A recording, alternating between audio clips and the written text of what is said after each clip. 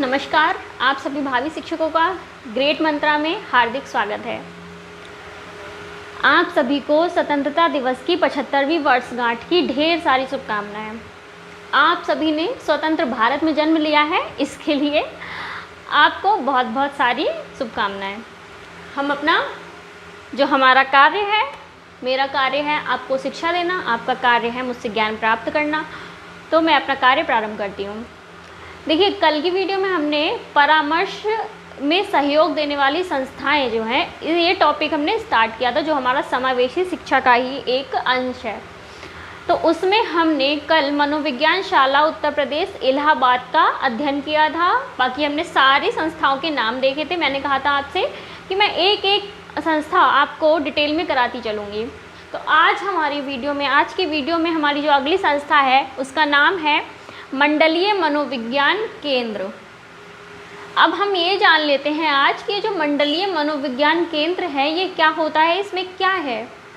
तो जैसे कि आप सभी को पता है कि कल हमने अध्ययन किया था मनोविज्ञान शाला उत्तर प्रदेश, ठीक, जो कि इलाहाबाद में लाउदर रोड पर है।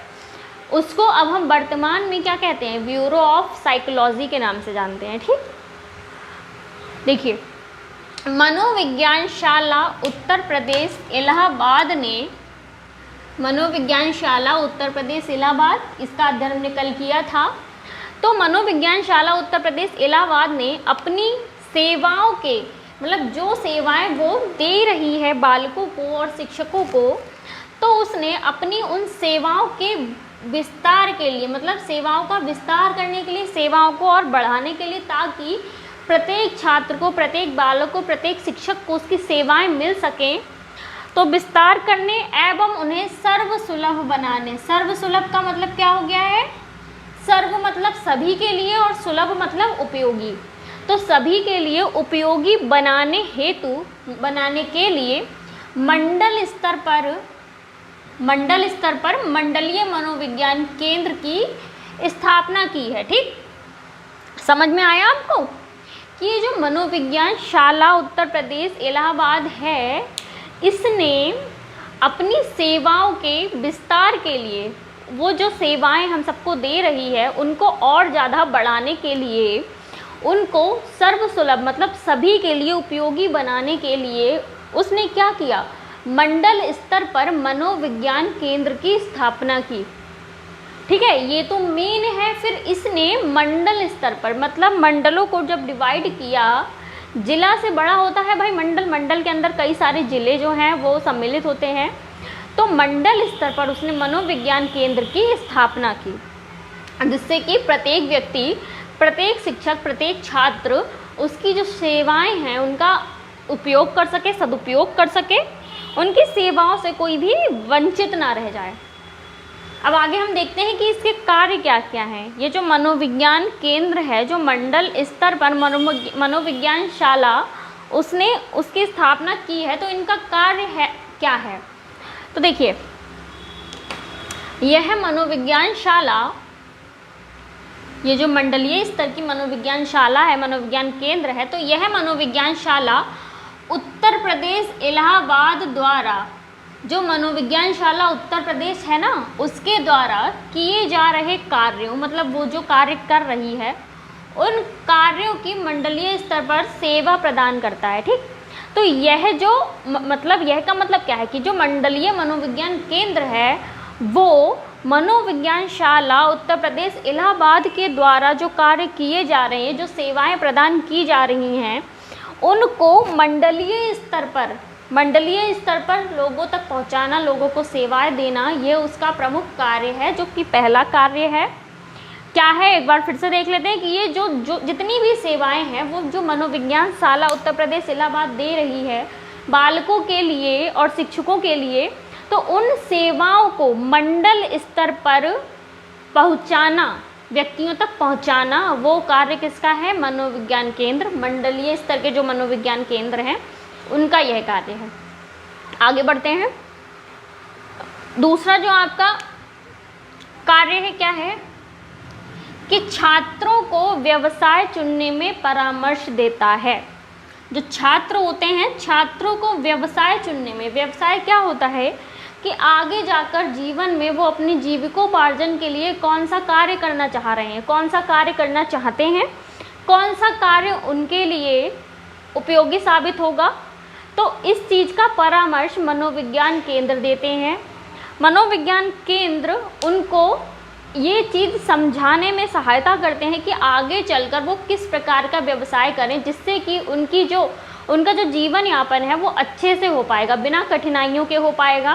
किस प्रकार का व्यवसाय उन्हें करना चाहिए, किस प्रकार का व्यवसाय उन्हें नहीं करना चाहिए, किसमें उन्हें हानि होगी, किसमें लाभ होगा। तो इन सब चीज़ों से संबंधित जो परामर्श है वो आपका देता है मंडलीय स्तर के जो मनोविज्ञान केंद्र होते हैं वो देते हैं।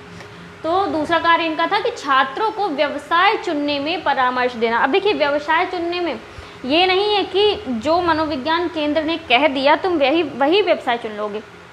वो हर चीज़ की जांच करता है, निरीक्षण करता है, परीक्षण करता है कि जो छात्र है उसको उसकी रुचि किस चीज़ में है, वो किस व्यवसाय को अच्छे से कर पाएगा। तो इस चीज़ का वो परीक्षण करता है, अवलोकन करता है, तभी तो उसे पता चलता है ना कि यह छात्र, इस छात्र के लिए यह व्यवसाय अच्छा है। क्योंकि व्यवसाय तो सारे अच्छे हैं अपनी अपनी जगह पर, लेकिन कौन सा व्यक्ति उसको अच्छे से चला ले जाएगा, कौन सा व्यक्ति उस व्यवसाय से लाभ प्राप्त कर पाएगा, तो इस चीज़ का अवलोकन मनोविज्ञान केंद्र करता है।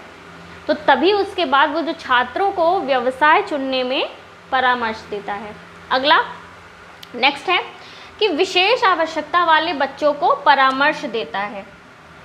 विशेष आवश्यकता वाले बच्चे कौन से होते हैं भाई? समावेशी शिक्षा में हमने पढ़ा था ना, जो विशेष आवश्यकता वाले बच्चे होते हैं उनमें विकलांग बच्चे हो गए, दृष्टिबाधित बच्चे हो गए, श्रवण बाधित बच्चे हो गए, बाघ दोष वाले बच्चे हो गए, अस्थि विकलांग बच्चे हो गए। इन सारे बच्चों को, इन सारे बालकों को परामर्श देता है कि उन बालकों को क्या कार्य करना चाहिए, उनके जीवन से संबंधित, उनके व्यवसाय से संबंधित, उनकी शिक्षा से संबंधित सभी प्रकार का परामर्श उनको मनोविज्ञान केंद्र के द्वारा दिया जाता है। आगे बढ़ते हैं। आगे क्या है कि छात्रों की मनोवैज्ञानिक समस्याओं के निवारण हेतु परामर्श देता है। जो छात्र हैं, छात्रों को उनके मस्तिष्क से संबंधित, उनकी जो मानसिक क्षमता है उसमें कोई समस्या आ रही है, कोई परेशानी आ रही है, तो उन परेशानियों के, उन समस्याओं के निवारण के लिए, उन समस्याओं से दूर करने के लिए, उनको उन समस्याओं के समाधान के लिए मनोविज्ञान केंद्र जो है वो छात्रों को परामर्श देता है। परामर्श देने का मतलब यही है कि एडवाइस दे रहा है। क्या है कि छात्रों की मनोवैज्ञानिक, मतलब मनोवैज्ञानिक उनकी जो समस्याएं हैं, मानसिक स्थिति जो है उससे अगर उन्हें कोई परेशानी हो रही है, उन्हें मानसिक अक्षमता या सक्षमता, उसमें कोई परेशानी हो रही है, कोई कठिनाई हो रही है, किसी प्रकार की समस्या आ रही है, तो उन समस्याओं के समाधान के लिए, उन समस्याओं के निवारण के लिए मनोविज्ञान केंद्र के द्वारा उनको परामर्श दिया जाता है। तो ये तो थी मंडलीय मनोविज्ञान केंद्र की बात। अब आगे हमारी जो संस्था है, आगे की हमारी संस्था का नाम है जिला चिकित्सालय। कि जिला चिकित्सालय जो है वो किस प्रकार से परामर्श देने में सहयोगी साबित होता है, किस प्रकार से वो परामर्श देता है, उसको परामर्श देने वाली सहयोगी संस्थाओं में क्यों रखा गया है। तो चलिए बात करते हैं इसके बारे में। जिला चिकित्सालय, देखिए पूरे प्रदेश भर में, संपूर्ण प्रदेश भर में जिला चिकित्सालयों में मुख्य चिकित्साधिकारी, देखिए जिला चिकित्सालयों में मुख्य चिकित्साधिकारी के नेतृत्व में एक विशेष डॉक्टरों की समिति होती है। ठीक, जैसे एक आपका हो गया ये मुख्य चिकित्साधिकारी, इसके नेतृत्व में, मतलब इसके नीचे, इसकी देख रेख में एक विशेषज्ञ डॉक्टरों, देखिए विशेषज्ञ डॉक्टर हैं कई, इनकी मिलाकर एक समिति बनाई जाती है। ठीक, इनकी एक समिति होती है जो विशेष आवश्यकता वाले बच्चों के लिए, अब विशेष आवश्यकता वाले बच्चे कौन से होते हैं, अभी मैंने बताया ना कि जो विकलांग होते हैं, दृष्टिबाधित होते हैं, किसी प्रकार से विकलांग हो तो वो आपके विशेष आवश्यकता वाले बच्चे हो गए।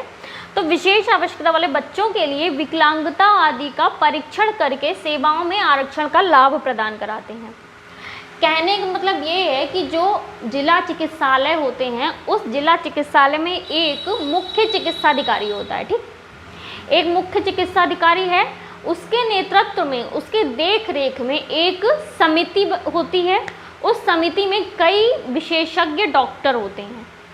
वो विशेषज्ञ डॉक्टर क्या करते हैं, तो वो विशेषज्ञ डॉक्टर जो हैं वो विशेष आवश्यकता वाले बच्चों, मतलब विकलांग बच्चों की विकलांगता का पहले परीक्षण करते हैं कि व्यक्ति, मतलब जो बालक है वो किस प्रकार से विकलांग है, किन कारणों से विकलांग हुआ है, उसकी विकलांगता का कारण क्या है, इस चीज़ का परीक्षण करते हैं पहले। फिर उस परीक्षण के बाद, अब जैसे ये आप सभी को पता होगा कि विकलांग बच्चों को एक आरक्षण दिया जाता है, चाहे वो शिक्षा के क्षेत्र में ले लीजिए, व्यवसाय के क्षेत्र में ले लीजिए, नौकरी के क्षेत्र में ले लीजिए, तो इन सभी क्षेत्रों में उनको एक आरक्षण दिया जाता है। आरक्षण का मतलब होता है कि थोड़ी छूट दी जाती है, चाहे वो आयु को लेके ले लीजिए, चाहे वो उनके नंबरों को लेके, तो उन्हें जो छूट दी जाती है, तो क्या किया जाता है, ये डॉक्टर जो है वो उनकी विकलांगता का परीक्षण करते हैं। फिर उन्हें जिस क्षेत्र में जो आरक्षण मिल रहा है उस चीज़ की सेवा जो है वो उन्हें प्रदान कराते हैं।